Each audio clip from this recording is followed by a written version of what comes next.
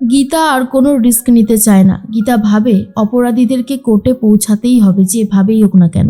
তার জন্য ছদ্মবেশ নিয়ে চুপচাপ করে ভ্যানে বসে পড়েছে।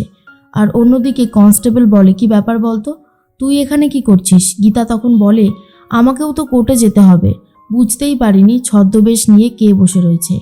তার মধ্যেই বড়বাবুর ফোন করেছে কিরণকান্তি, আর বড়বাবুকে থ্রেট করতে থাকে, এখান থেকে ট্রান্সফার করিয়ে দেবে বলে ভয় দেখাতে থাকে।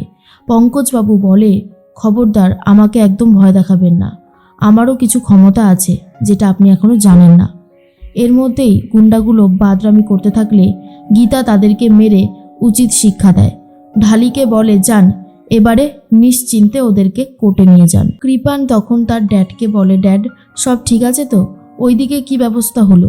ড্যাড বলে, সব ঠিক আছে, গীতা আর কোনোভাবেই কিছু প্রমাণ করতে পারবে না। গীতা ফোন করে কিরণকান্তিকে আর বলে, আপনি যত চেষ্টাই করুন না কেন আটকাতে পারবেন না। গুন্ডাগুলোকে কোর্টে পাঠিয়ে দিয়েছি। এরপর তারা একে একে অপরাধীদের নাম স্বীকার করলেই আপনাদের সবার নাম উঠে আসবে। কান টানলেই যেমন মাথা আসে ঠিক সেভাবে। কিরণকান্তি ভয় পায়।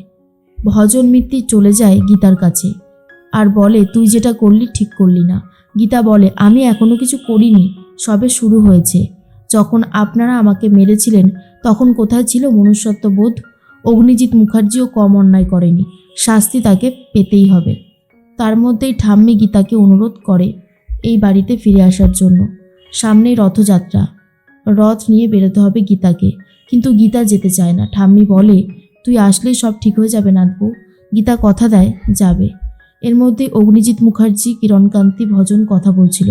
তখনই অগ্নিজিৎ মুখার্জির আর এক মেয়ে ধানবি এসে বলে, পাপা তোমার পাশে আমি আছি, কিচ্ছু চিন্তা করো না, ওই গীতাকে কিভাবে হারাই তুমি দেখতে থাকো। গীতাকে চ্যালেঞ্জ করে সাত্বিক আর গিনির ডিভোর্সটা করিয়ে তবেই ছাড়বে এই ধানবি।